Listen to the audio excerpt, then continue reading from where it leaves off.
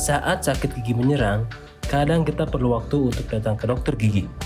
Namun, rasa sakit itu tidak bisa menunggu, sehingga secara alamiah kita akan melakukan sesuatu untuk meredakannya.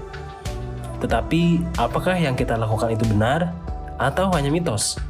Nah, untuk memperjelas kondisi tersebut, yuk kita tanya sama dokter gigi Anggia berikut ini. Saat sakit gigi menyerang, benar atau salah sakit gigi dapat diredakan dengan cara kumur-kumur air garam? Sah-sah saja teman-teman mengkonsumsi berkumur dengan air garam. Nah, di mana air garam ini yang mungkin sudah dilakukan dari zaman dulu kala ya, dari nenek moyang kita pun sudah mengkonsumsi berkumur air garam ini. Itu jatuhnya lebih ke penanganan secara alami atau herbal. Berkumur dengan air garam merupakan pertolongan pertama jika sewaktu-waktu gigi kita mengalami nyeri. Karena berkumur dengan air garam ini bermanfaat juga untuk membunuh bakteri yang ada di dalam mulut kita.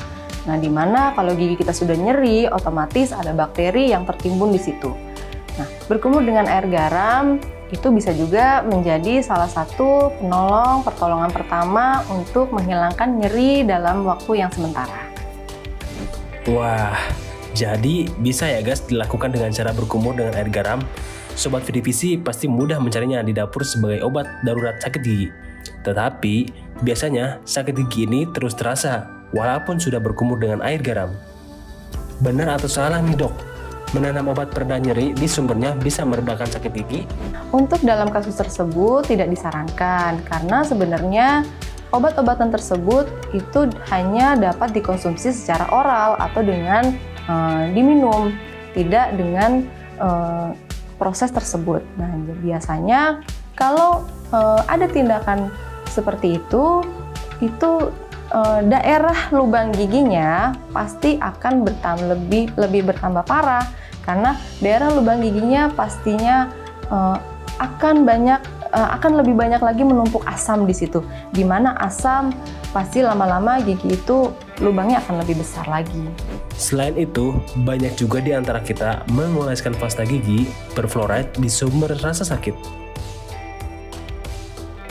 Kandungan fluoride pada pasta gigi itu dapat juga meredakan sakit gigi yang tiba-tiba muncul. Tetapi biasanya pasta gigi ini hanya berfungsi untuk membersihkan daerah gigi yang nyeri. Nah, biasanya kenapa pasta gigi hanya dapat membersihkan daerah gigi yang nyeri? Karena gigi yang nyeri biasanya menumpuk bakteri lebih banyak. Jadi pasta gigi berfluoride fungsinya hanya untuk membersihkan gigi sementara. Secara tradisi, daun sirih ini dinilai baik untuk kesehatan mulut. Nah, sekarang kita mau tahu nih pandangannya secara ilmu medis. Bener nggak sih bahwa daun sirih bisa mengatasi sakit gigi? Selain air garam, teman-teman juga bisa mengkonsumsi seperti daun sirih, rebusan daun sirih, atau misal cairan cengkeh, itu juga bisa. Tetapi obat-obat herbal tersebut tidak bisa digunakan dalam jangka waktu yang lama. Jadi cairan-cairan tersebut seperti air garam, daun sirih ataupun cengkeh itu hanya sebagai pertolongan pertama jika kita tiba-tiba sakit gigi.